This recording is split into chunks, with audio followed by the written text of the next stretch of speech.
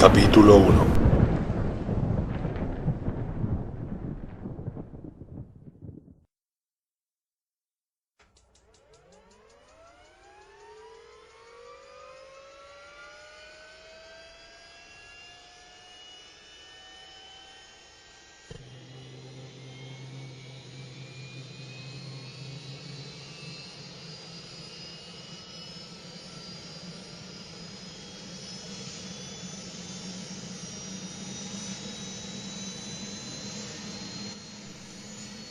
Las aspas del helicóptero cortaban la oscuridad que cubría el bosque de Raccoon.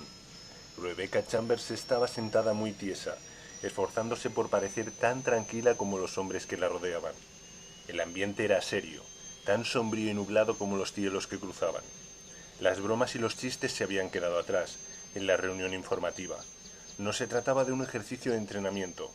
3 personas más, 3 excursionistas habían desaparecido, un hecho no tan extraño en un bosque tan grande como el que rodeaba Raccoon, pero con las olas de asesinatos salvajes que habían aterrorizado a la pequeña población durante las últimas semanas, la palabra desaparecido había adquirido un nuevo significado. Solo unos pocos días antes se habían encontrado a la 9ª víctima, tan destrozada y mutilada como si la hubieran pasado por una picadora de carne. Estaban matando a gente. Algo o alguien atacaba salvajemente los alrededores de la ciudad, y la policía de Raccoon no estaba obteniendo ningún resultado. Finalmente, habían llamado al comando local de los Stars para que colaborase en la investigación. Rebecca alzó ligeramente la barbilla, en un destello de orgullo que superó su nerviosismo. Aunque estaba graduada en bioquímica, la habían asignado al equipo Bravo como médico de campo. Hacía menos de un mes que pertenecía al grupo. Mi primera misión, lo que quiere decir que más vale que no la fastidie. Respiró hondo y soltó el aire lentamente, mientras intentaba mantener una expresión neutra.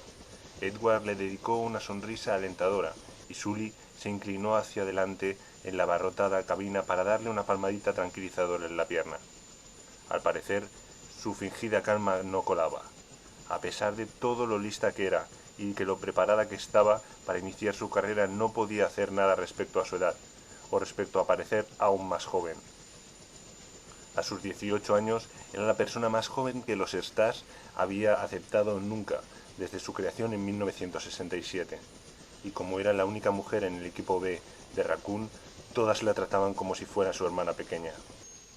Suspiró, le devolvió la sonrisa a Edward y le hizo un gesto a Sully con la cabeza. No era tan terrible tener a un puñado de tipos duros como hermanos mayores, vigilándola, siempre y cuando entendieran que podía cuidar de sí misma cuando hiciera falta. Eso creo, añadió para sí, en silencio. Después de todo, era su primera misión, y aunque estaba en perfecta forma física, su experiencia en combate se limitaba a la simulación de vídeo y a las misiones de entrenamiento de fin de semana.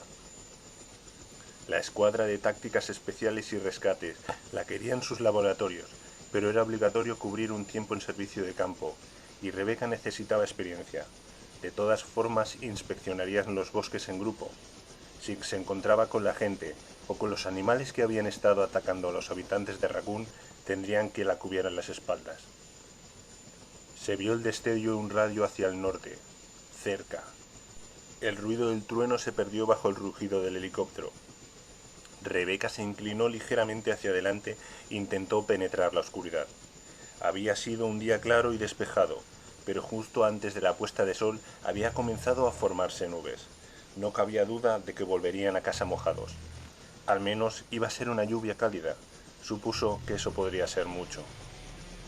Había estado tan concentrada pensando en la tormenta que se cernía sobre ellos que durante un segundo, incluso mientras el helicóptero se inclinaba peligrosamente y caía, creyó que se trataba del ruido de un trueno. Desde la cabina se fue alzando un terrible gemido agudo y el suelo empezó a vibrar bajo sus botas. Captó el olor caliente del metal quemado y del ozono. ¿Un rayo? ¿Qué ha sido eso?, gritó alguien. Era Enrico, desde el asiento del copiloto. El motor ha fallado, explicó a gritos el piloto Kevin Dudley. Aterrizaje de emergencia.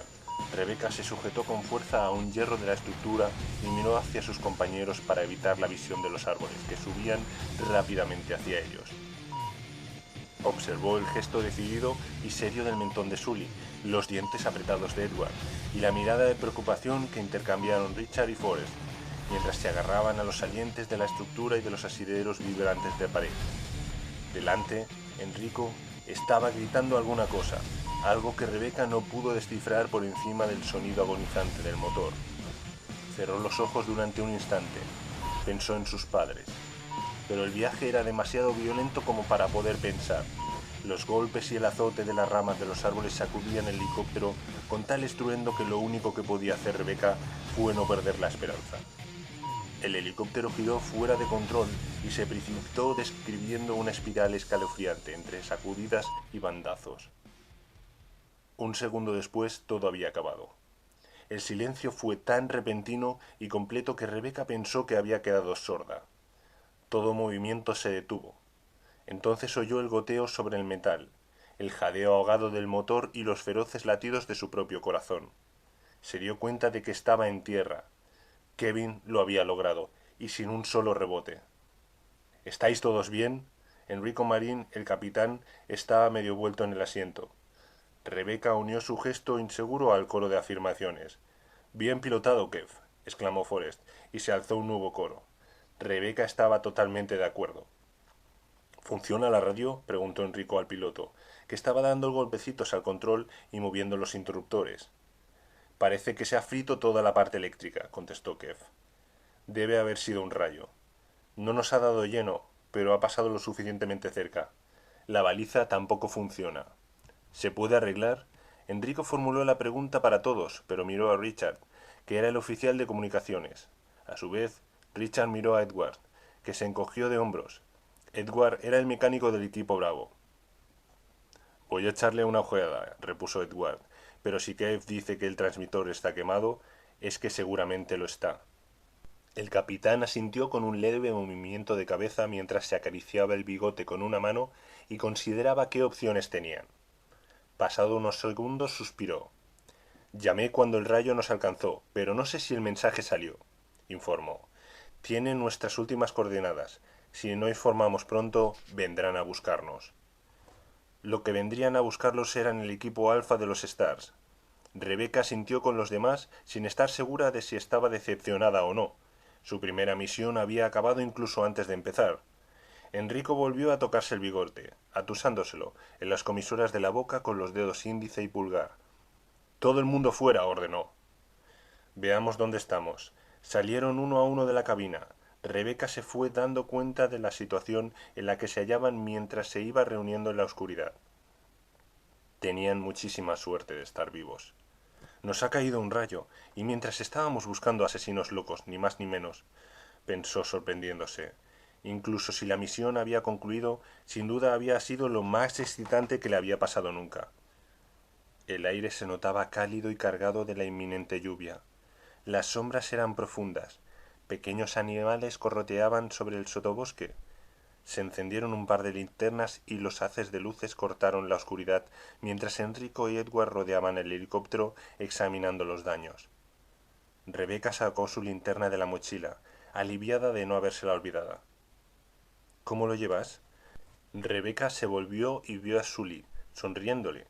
Había sacado su arma, y el cañón de la 9 milímetros apuntaba al nuboso cielo, recordándole tristemente cuál era la razón de su presencia allí.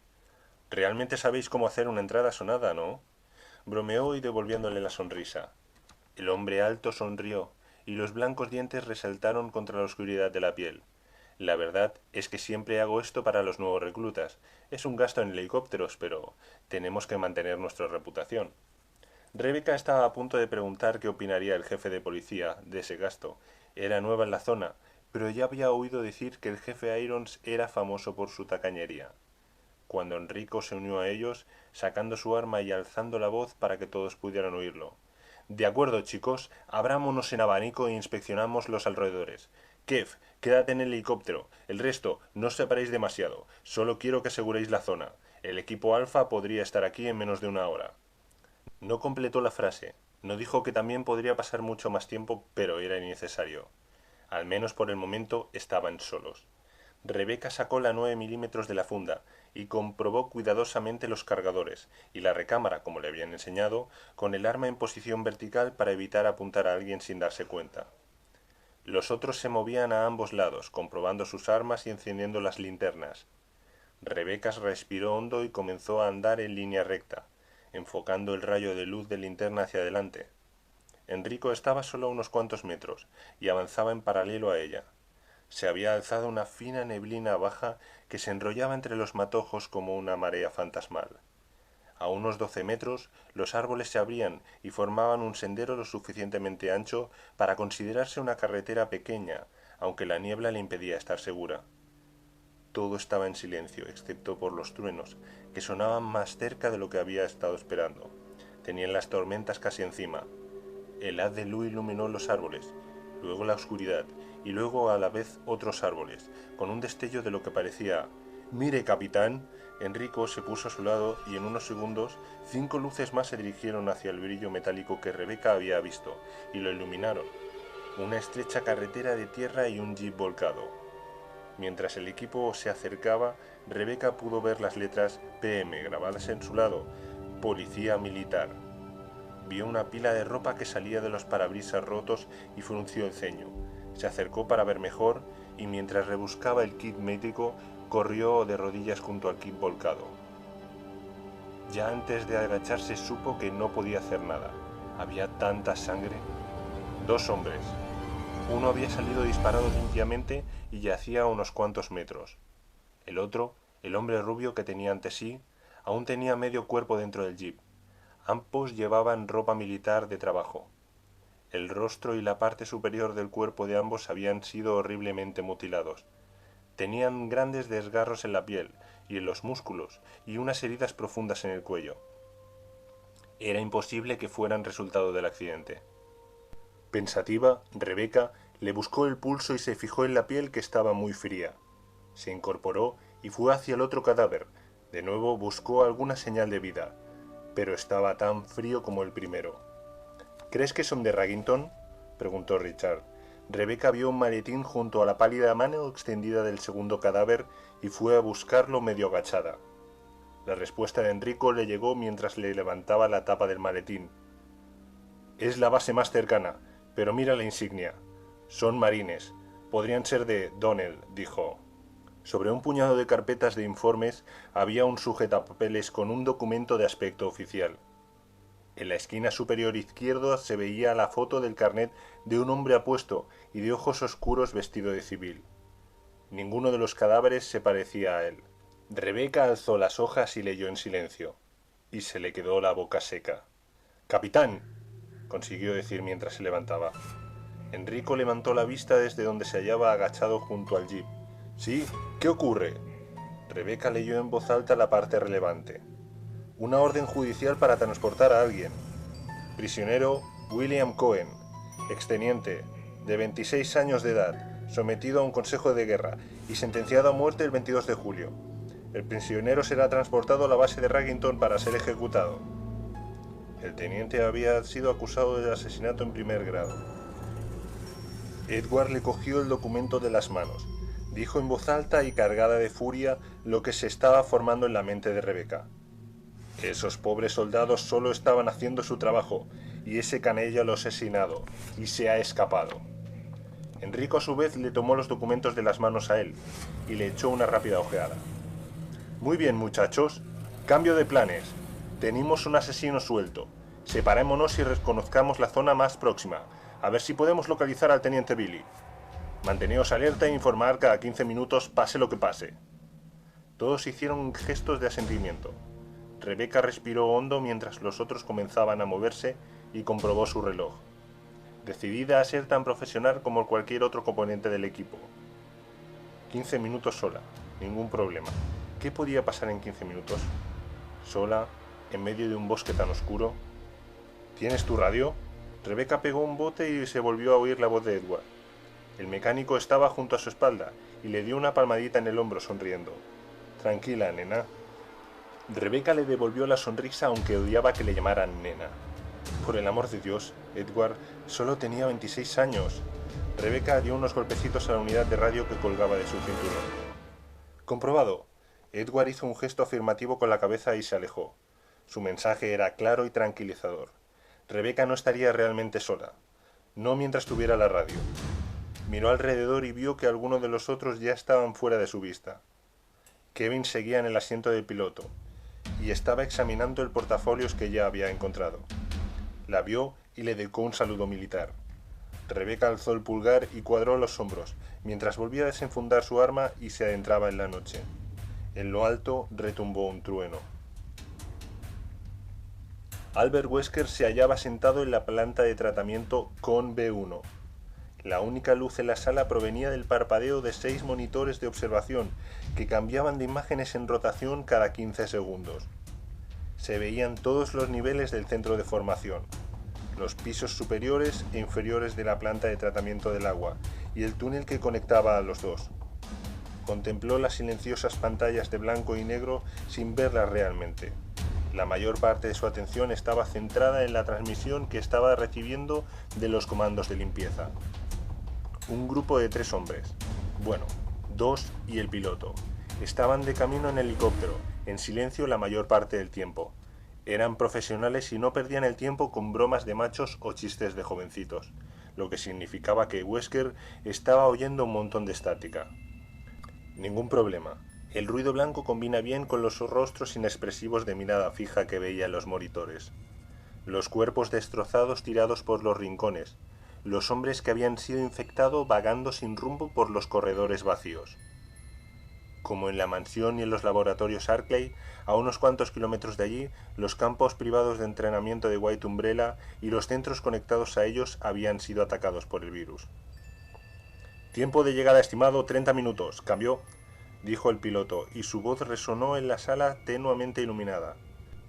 Recibido, contestó Wesker, inclinándose sobre el micro. De nuevo, silencio. No hacía falta hablar sobre lo que ocurriría cuando llegaran al tren. Y aunque era un canal seguro, era mejor no decir más de lo estrictamente necesario. Umbrella se había cementado en lo secreto, una característica del gigante farmacéutico que, en los niveles superiores de gestión, todos seguían respetando. Incluso los negocios legítimos de la compañía, cuanto menos se hablase, mejor. Todo se estaba viniendo abajo, pensó Wesker, sin preocuparse, mientras observaba las pantallas. La mansión Spencer y los laboratorios que la rodeaban habían caído a mediados de mayo. White Umbrella lo tomó como un accidente y se sellaron los laboratorios hasta que los investigadores y el personal infectado pasaran a ser inefectivos. Después de todo, siempre ocurrían errores, pero la pesadilla del centro de formación que aún estaba representando ante él había sucedido a continuación menos de un mes después. Y hacía solo unas cuantas horas, el maquinista del tren privado de Umbrella, el expreso eclíptico, había apretado el botón de alarma de peligro biológico. Así que no sirvió de nada encerrarlo. El virus se filtró y se esparció. Es así de simple, ¿no? En el comedor del centro de formación había un puñado de reclutas infectados. Uno de ellos caminaba en círculos irregulares alrededor de lo que había sido una bonita mesa. Le goteaba algún fluido viscoso de una fea herida en la cabeza mientras avanzaba a trompicones, sin conciencia de dónde estaba, ni del dolor ni de nada. Wesker apretó varias teclas del panel de control que se hallaban bajo el monitor para impedir que la imagen cambiara. Se recostó en la silla y se dedicó a observar al caminante condenado a dar vueltas alrededor de la mesa. ¿Podría haber sido un sabotaje?, dijo en voz baja. No podía estar seguro. De ser así, estaba preparado para parecer natural. Un vertido en el laboratorio de Arklay, un aislamiento incompleto. Unas cuantas semanas después, un par de excursionistas desaparecidos, posiblemente obra de un sujeto o 2 experimentales escapados. Y unas semanas más tarde, infección en el segundo centro de White Umbrella. Era muy improbable que uno de los portadores del virus hubiera ido a parar por casualidad a uno de los laboratorios de Raccoon, pero era posible, excepto que en ese momento tenía que pensar también en el tren, y eso no parecía un accidente. Daba la sensación de estar planeado. Mierda, podría haberlo hecho yo mismo si se me hubiera ocurrido. Desde hacía algún tiempo había estado buscando la forma de salir de todo esto, cansado de trabajar para una gente que era claramente inferior a él, y plenamente consciente de que pasar tiempo en la nómina de White Umbrella no era muy aconsejable para la salud. y ahora pretendían que condujera a los Stars a la mansión y a los laboratorios Arclight para descubrir qué tal lo hacían las mascotas guerreras de Umbrella contra los soldados armados. ¿Y les preocupaba que él pudiera morir en la misión? En absoluto. Siempre y cuando registrara los datos, de eso estaba seguro. Investigadores, médicos, técnicos, cualquiera que trabajara para White Umbrella durante más de una década o dos tenía la costumbre de acabar desaparecido o muriendo. George Trevor y su familia, el Dr. Marcus, Dees, el Dr. Darius, Alexander Ashford, y eso eran solo nombres de los más importantes. Solo Dios sabe cuánta gente menos importante había acabado enterrada en alguna parte, o se había transformado en el sujeto experimental A, B o C. La sombra de una sonrisa se le formó en la comisura de la boca. Pensándolo bien, él sí que tenía una buena idea de cuántos. Trabajaba para White Umbrella desde finales de los años 60 y la mayor parte de ese tiempo había estado destinado al área de Raccoon. Y había visto al Matasanos utilizar un buen número de sujetos experimentales, muchos de los cuales él mismo había ayudado a conseguir. Tendría que haber dejado Umbrella hacía ya tiempo, y si lograba conseguir los datos que querían los peces gordos, quizás hasta podría lanzarse a una pequeña escaramuza de buen regateo, un regalo de despedida para financiar su jubilación. White Umbrella no era el único grupo interesado en la investigación de armas biológicas. Pero primero, una buena limpieza del tren. Y a este lugar, pensó, contemplando cómo el soldado con la herida en la cabeza tropezaba con una silla e iba a parar al suelo. El centro de formación estaba conectado con la planta privada de tratamiento del agua por un túnel subterráneo. Se tendría que despejar todo. Pasaron unos segundos y el soldado que se veía en la pantalla consiguió ponerse en pie y siguió su paseo a ninguna parte. Parecía tener un tenedor clavado en el hombro derecho, un recuerdo de la caída. El soldado naturalmente no lo notó. Se trataba de una enfermedad encantadora. Sin duda, se habría dado el mismo tipo de escenas en los laboratorios Arclight. De eso Wesker estaba convencido. Las últimas llamadas desesperadas del laboratorio en cuarentena habían mostrado un retrato muy vivido de la gran efectividad del virus T. Eso también se tendría que limpiar, pero no hasta que hubieran llevado allí a los Stars de un pequeño ejercicio de entrenamiento. Iba a ser un encuentro interesante. Los Stars eran buenos. El personal había sido elegido la mitad de ellos por él, pero nunca se habían enfrentado a nada parecido al virus T. El soldado agonizante de la pantalla era un ejemplo perfecto. Cargado del virus recombinante, seguía recorriendo el comedor incansable, lenta y estúpidamente. No sentía ningún dolor, y atacaría sin dudarlo a cualquiera o cualquier cosa que se cruzara en su camino. Con el virus buscando constantemente nuevos portadores a los que infectar, aunque el vertido original supuestamente había contaminado el aire. Pasado ese tiempo, el virus solo se contagiaba a través de los fluidos corporales, por la sangre o por un mordisco, y el soldado tan solo era un hombre a fin de cuentas. El virus T atacaba a todo tipo de tejido vivo, y había otros, animales, para ver en acción, incluyendo desde creaciones de laboratorio a la fauna local. Enrico debería tener ya a los Bravo en acción, buscando a los excursionistas desaparecidos, pero no era muy probable que encontraran nada allí donde habían planeado buscar. Muy pronto Wesker se encargaría de organizar una excursión de los dos equipos a la desierta mansión Spencer. Entonces borraría todas las pruebas, iniciaría su nueva y rica vida y mandaría al infierno a White Umbrella, al infierno su vida de agente doble, jugando con las vidas de los hombres y mujeres que no le importaban en absoluto. El hombre agonizante de la pantalla volvió a caerse, consiguió levantarse con esfuerzo y continuó dando vueltas. «A por el oro, muchacho», dijo Wesker, y soltó una risita que resonó en el oscuro vacío. Algo se movió entre los matorrales, algo mayor que una ardilla. Rebeca se volvió hacia el sonido mientras dirigía el haz de la linterna y su 9 milímetros hacia el matojo. La luz captó el final del movimiento.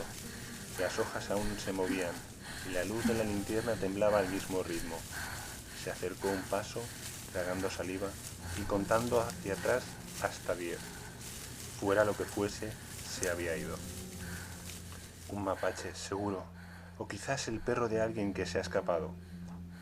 Miró el reloj convencida de que debía ser la hora de regresar, pero vio únicamente que habían estado durante solo poco más de 5 minutos.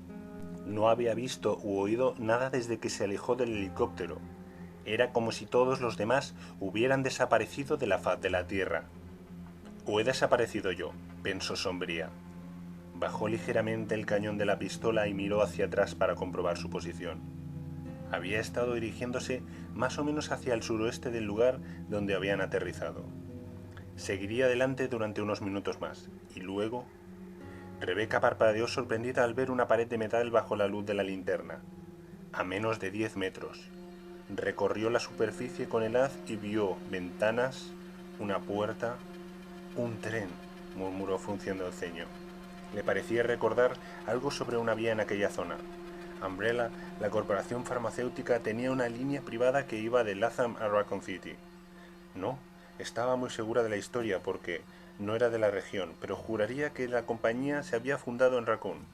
La sede principal de Umbrella se había trasladado a Europa hacía algún tiempo, pero aún seguía siendo los dueños de casi toda la ciudad. ¿Y qué hace esto aquí, en medio del bosque, a estas horas de la noche?